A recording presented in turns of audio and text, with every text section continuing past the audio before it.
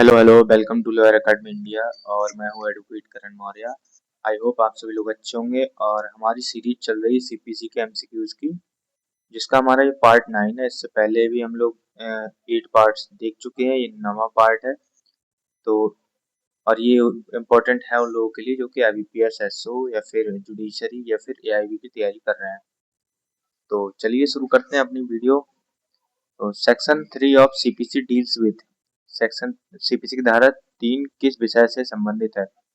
Race judicata, पूर्व न्याय, foreign judgements, विदेशी निर्णय, प्लेस ऑफ सुइंग या फिर सबऑर्डिनेशन ऑफ कोर्ट्स। तो बताइए किससे ये संबंधित है। 5 सेकंड दे रहा हूँ आपको, बताइए। तो देखते हैं इसका आंसर क्या है। Subordination of courts. तो सबऑर्डिनेशन ऑफ कोर्ट्स क्या होते हैं? हमें पता है कि सबसे ऊपर हमारा सुप्रीम कोर्ट है, ठीक है। फिर हाई कोर्ट है, उसके बाद डिस्ट्रिक्ट कोर्ट है, और फिर उसके बाद में सिविल जज जूनियर डिवीजन और सिविल जज सीनियर डिवीजन, ठीक है। तो यही है हमारा एक hierarchy of court, subordination of court. तो ये जो कोर्ट है इसके अधीन रहेगा, ये इसके अधीन रहेगा, डिस्ट्रिक्ट कोर्ट इसके अधीन रहेगा और ये इसके अधीन रहेंगे, ठीक है। तो सुप्रीम कोर्ट के नीचे सभी लोग, सभी कोर्ट जो है अधीन रहते हैं। ओके, आई होप समझ में आ गया होगा। नेक्स्ट क्वेश्चन देखते हैं। Section 6 of CPC deals with, CPC की धारा 6 किस विषय से संबंधित है? Jurisdiction of the court, supreme court, criminal jurisdiction, pecuniary jurisdiction of court या फिर territorial jurisdiction of court. Answer बताइए इसका 5 सेकंड में।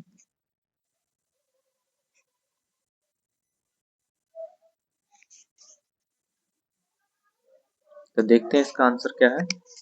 पेक्यूनरी जुरिस्डिक्शन ऑफ कोर्ट, ठीक है। धन संबंधी क्षेत्राधिकार जो न्यायालय के होते हैं वो सेक्शन 6 में दिए गए हैं। नेक्स्ट क्वेश्चन हमारा section 7 of CPC deals with the application of the court to, CPC की धारा 7 संहिता की प्रयोज्यता किस पर लागू करती है? क्रिमिनल कोर्ट्स पर, supreme court only, provincial small cause courts या फिर रेवेन्यू ट्रिब्यूनल। आंसर बताइए इसका 5 सेकंड में।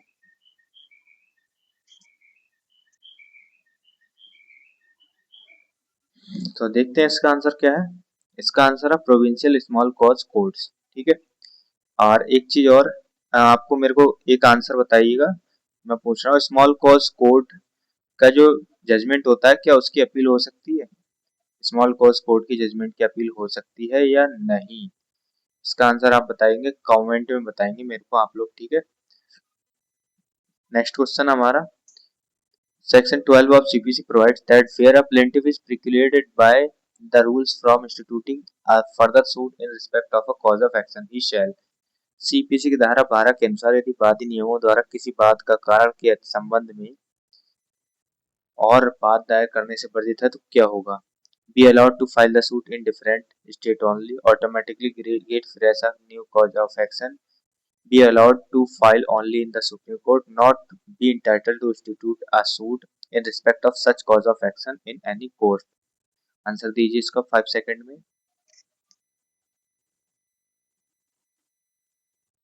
तो इसका आंसर है हमारा D, not to be entitled institute a suit in respect of such cause of action in any court. वो किसी भी न्यायालय में बात दायर करने के लिए अधिकारी नहीं होगा। नेक्स्ट क्वेश्चन हमारा section 17 of CPC deals with suits for immovable property, that is CPC की धारा 17 किस प्रकार के अचल संपत्ति के वादों के से संबंधित है? Situate outside India entirely, owned by the government, situate with in the jurisdiction of different courts या फिर under a registered trust. Important question है, एग्जाम्स में पूछे लिया जाता है ये वाला, तो इसको डबल स्टार मार्क कर लीजिए। 5 सेकंड आपके पास, आंसर दीजिए।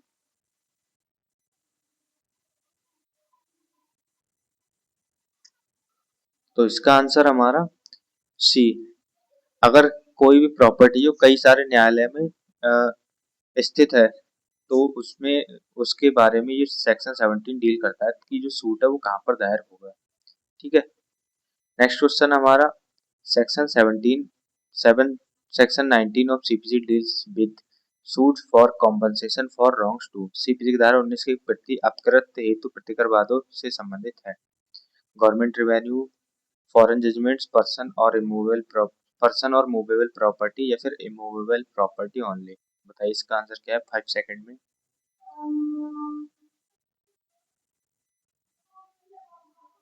तो इसका आंसर हमारा पर्सन और मूवेबल प्रॉपर्टी के बारे में संबंधित है, ठीक है। नेक्स्ट क्वेश्चन हमारा section 25 of CPC empowers which authority to transfer any suit appeal और proceeding from one states another states court to another court, ठीक है। सीपीसी की धारा 25 किसे बाद अपील या कार्रवाई को एक राज्य से दूसरे राज्य के न्यायालय में स्थानांतरित करने की शक्ति देती है।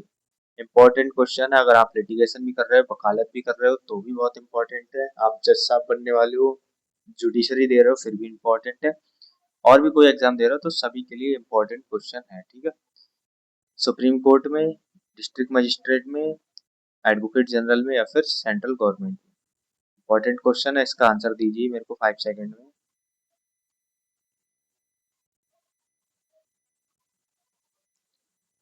तो ये एप्लीकेशन हम कहाँ देंगे, हम देंगे सुप्रीम कोर्ट में, क्योंकि स्टेट का मैटर है इसलिए सुप्रीम कोर्ट में देंगे। नेक्स्ट क्वेश्चन हमारा section 33 of CPC deals with, CPC की धारा 33 किससे संबंधित है? Appeal, foreign judgment, execution of decrees या फिर जजमेंट एंड डिग्री। बताइए इसका आंसर क्या है 5 सेकंड में।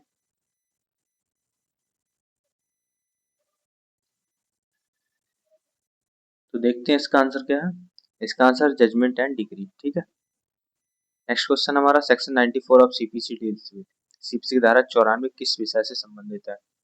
Only appeal to supreme court, only suit by indigent person, supplemental proceedings जैसे arrest, attachment, injunction, receiver, interlocutory orders या फिर only the final degree. Answer दीजिए इसका क्या होगा 5 सेकंड में।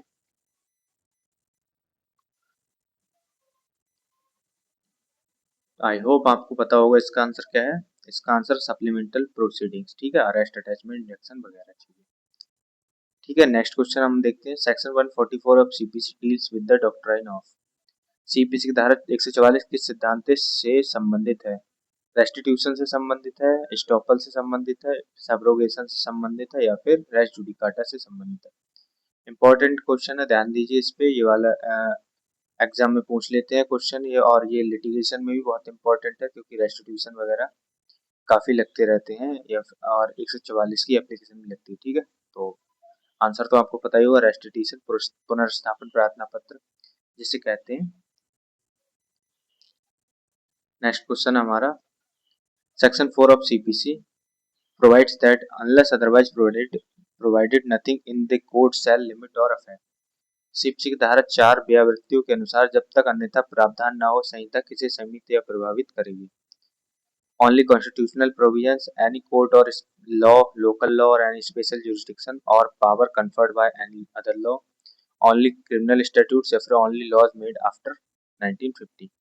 आंसर दीजिए इसका क्या है 5 सेकंड में।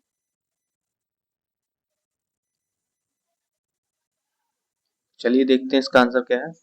एनी स्पेशल और लोकल लॉ और एनी अदर स्पेशल जुरिस्डिक्शन और power conferred by any other law, ठीक है। नेक्स्ट क्वेश्चन हमारा section 5 of CPC deals with the application of the code of 2, CPC की धारा 5 संहिता की प्रयोज्यता किस पर लागू करने से संबंधित है? Only tribunals under labour law, revenue courts where the state government so directs, only high courts या फिर फॉरेन कोर्ट्स। इंपॉर्टेंट क्वेश्चन है ये, यहाँ से क्वेश्चन बन जाते हैं, तो इसका आंसर दीजिए आप मेरे को।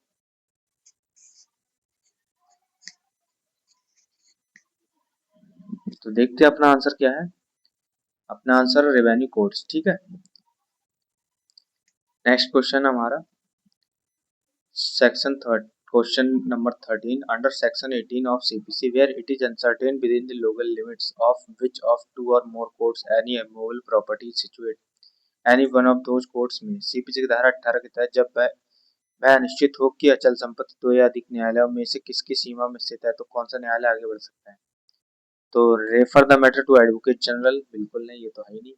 Record a statement to that effect and proceed to entertain and dispose of the suit, automatically transfer the case to the supreme court या फिर refuse to entertain the suit permanently. Important question है, confusion वाला question है, बताइए इसका answer क्या होगा।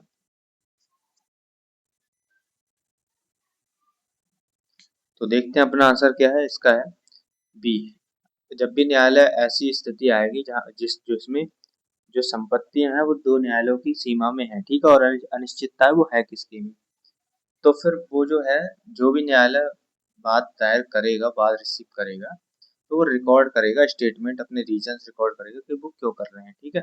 और फिर उस केस को डिस्पोज करेंगे। नेक्स्ट क्वेश्चन हमारा under section 19 of CPC where a wrong is done with in the jurisdiction of one court and the defendant resides within the jurisdiction of another, the plaintiff has। CPC की धारा 19 के अनुसार जब कोई अपकृत एक न्यायालय के क्षेत्र में हो और प्रतिवादी दूसरे न्यायालय के क्षेत्र में निवास करता है तो वादी को क्या अधिकार है?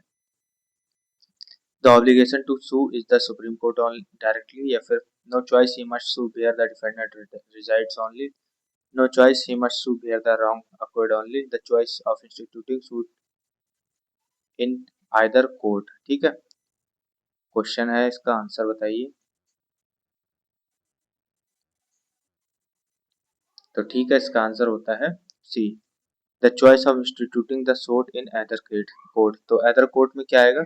जहां पर रॉन्ग हुआ है वहां पर, या फिर जहां पर जो है डिफेंडेंट रिजाइड करता है वहां पर, कहीं पे भी सू कर सकता है। नेक्स्ट क्वेश्चन हमारा an applicable application under section 25 of CPC for transfer of a suit to a supreme court must be supported by. CPC की धारा 25 के तहत सुप्रीम कोर्ट में वाद स्थानांतरण हेतु आवेदन किसके साथ प्रस्तुत किया जाना चाहिए? A bank guarantee, not support, no supporting document at all, an affidavit या फिर criminal FIR copy। Important question है, लिटिगेशन से भी संबंधित है, अभी समझाऊंगा मैं इसको कि कैसे यूज होता है ये। तो इसका आंसर हमारा एन एफिडेविट। ठीक है, जब भी आप कोई बात दायर करते हैं तो एफिडेविट आपने देखा होगा जरूर ही दिया जाता है। क्यों दिया जाता है? क्योंकि एफिडेविट के बिना आपका जो है जो बात है या फिर कोई भी एप्लीकेशन भी जा रही है सेक्शन 25 की, तो उसमें आपको एफिडेविट देना पड़ेगा, ताकि सुप्रीम कोर्ट ये वेरीफाई कर सके कि हाँ आप ही चाहते हो और आपकी मर्जी से ये ट्रांसफर हो रहा है। ठीक है, नेक्स्ट क्वेश्चन है हमारा section 94 B of CPC empowers the court to direct a defendant in order to prevent the ends of justice being defeated. CPC की धारा 94 बी न्यायालय को न्याय के उद्देश्यों की रक्षा हेतु प्रतिवादी को क्या निर्देश देने की शक्ति देती है? इमीडिएटली कन्फेस द सूट, पे double the claim amount as penalty, surrender his passport permanently, या फिर furnish security to produce property, और the court may order attachment of property। important question है, आई होप आपको पता होगा इसका आंसर, बताइए।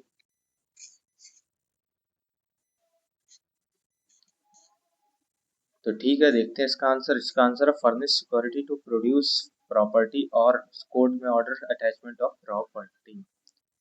नेक्स्ट क्वेश्चन हमारा under section 95 of CPC compensation for obtaining arrest attachment और injection on insufficient grounds is subject to a maximum limit of. CPC की धारा 95 के अनुसार अपर्याप्त आधारों पर गिरफ्तारी, कुर्की या अध्यादेश प्राप्त करने हेतु प्रतिकर की अधिकतम सीमा क्या है? तो इसका ऑप्शन है there is no maximum limit, या फिर 500 रुपीज, 5 लाख रुपीज होंगे, या फिर 50,000 रुपीज होंगे। बताइए बताइए क्या आंसर है इसका 5 सेकंड में। ठीक है, इसका आंसर हमारा 5,000 रुपीज, 50,000 रुपये देने पड़ेंगे अगर किसी भी जो न्यायालय ने गलत तरीके से इंजंक्शन या फिर अटैचमेंट या फिर अरेस्ट वगैरह किया है तो। नेक्स्ट क्वेश्चन हमारा section 144(1) of CPC provides that restitution is to be ordered by. CPC की धारा 144 के अनुसार पुनर्स्थापन का आदेश किसके द्वारा दिया जाता है? The court which pass the degree और order that has been varied और reverse, only the supreme court, even if in every case the advocate general, या फिर पुलिस अथॉरिटीज। ये तो सिंपल सा क्वेश्चन, आपको पता ही होगा क्या होगा।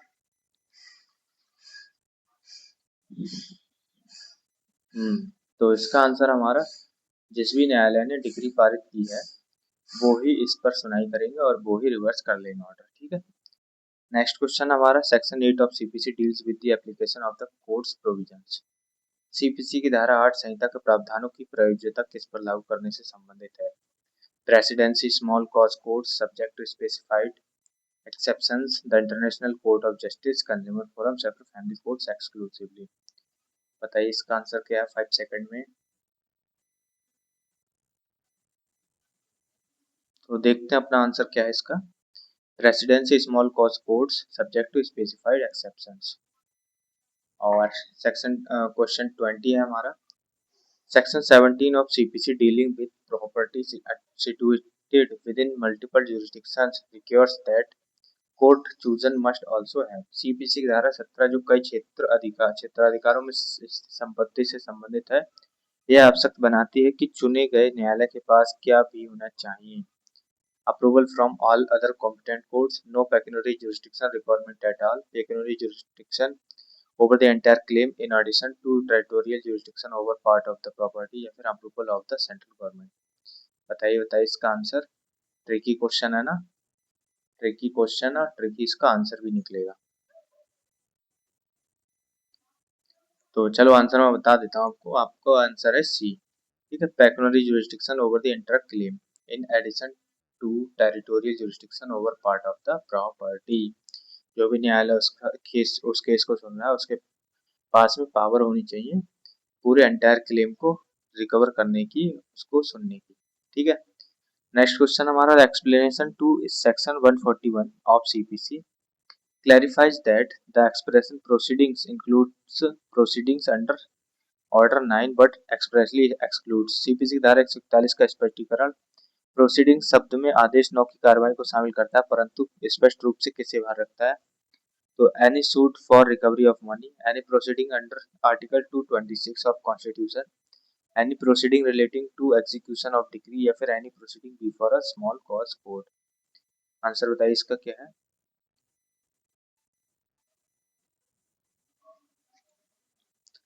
तो इसका आंसर हमारा B, any proceeding under article 226 of constitution. Next question हमारा in Thakur Prasad versus Fakirullah the privy council interpreted the expression proceedings in section 141 to mean. Thakur Prasad versus फकीरुल्लाह में मामले में प्रीवी काउंसिल ने धारा 141 में प्रोसीडिंग शब्द का अर्थ क्या बताया है।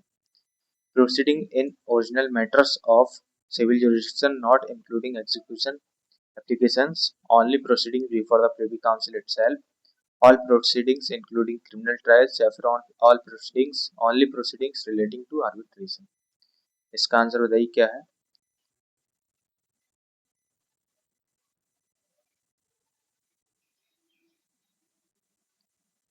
तो देखते हैं इसका आंसर क्या है हमारा। proceedings in original matters a civil jurisdiction not including execution application। Next question हमारा under section 95(2) of CPC an order determining an application for compensation regarding arrest, attachment और injunction। सीपीसी की धारा 95 के अनुसार गिरफ्तारी, कुर्की या ब्यादेश संबंधी प्रतिकर के आवेदन का निर्णायक आदेश के प्रभाव का होता है।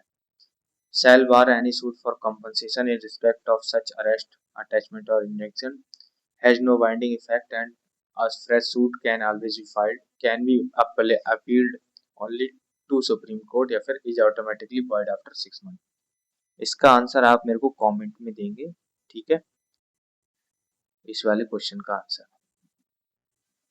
तो हमारा नेक्स्ट क्वेश्चन क्या है। नेक्स्ट क्वेश्चन है हमारा section 144(2) of CPC clarifies that. CPC की धारा 144(2) क्या स्पष्ट करती है। Restitution is available only in criminal proceedings, criminal appeals, no suit shall be instituted for obtaining any restitution और relief which could be obtained by application under subsection 1। Restitution applications must be filed within 24 hours या फिर restitution can only be claimed through a fresh suit never by application. Answer दीजिए इसका क्या है।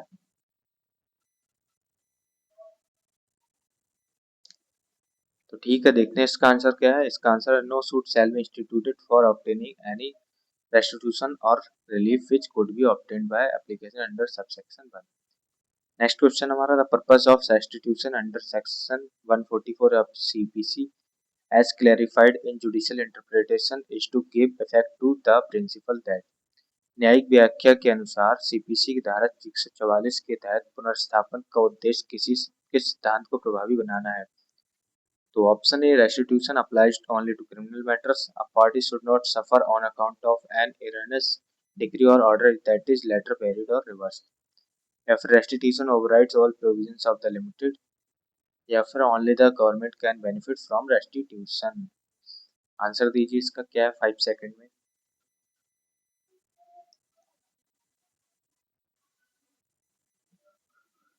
तो इसका answer हमारा B, कोई भी जो पक्ष है ना वो सफर ना करे, वो हानि ना उठाए इस ऐसी डिग्री की जो कि त्रुटिपूर्ण है या फिर गलती से की गई है, ठीक है, इसीलिए रेस्टिट्यूशन लगाया गया है ताकि उसको भी अपना पक्ष रखने का अधिकार मिले और जो है न्याय एकदम बराबर हो। ठीक है, तो एक अनाउंसमेंट है वो बता देता हूँ। अगर आप लोग तैयारी कर रहे हो एआईबी जुडिशरी या फिर आईबीपीएस एसओ की, तो कंप्लीट लॉ प्रिपरेशन का बंडल बना रखा है मैंने, जिसमें सब्जेक्ट वाइज नोट्स मिलेंगे आपको, एमसीक्यूज मिलेंगे सब्जेक्ट वाइज और 20 मॉक टेस्ट मिलेंगे आईबीपीएस एसओ के लिए, टोटल 20 मिलेंगे जुडिशरी के लिए। ठीक है, तो मिलेंगे ये कैसे, आपको बस 399 रुपीज का पेमेंट करना है इस क्यूआर पर या फिर इस नंबर पर, और इसी नंबर पर आपको मेरे को व्हाट्सएप कर देना है स्क्रीनशॉट, फिर आपको 1 से 2 घंटे में पूरा का पूरा सेट मिल जाएगा। तो ठीक है, इतना ही था, बाकी मिलते हैं नेक्स्ट वीडियो में, और वीडियो कैसी लगी बताना, आंसर मेरे को कमेंट में देना। ठीक है, गुड बाय।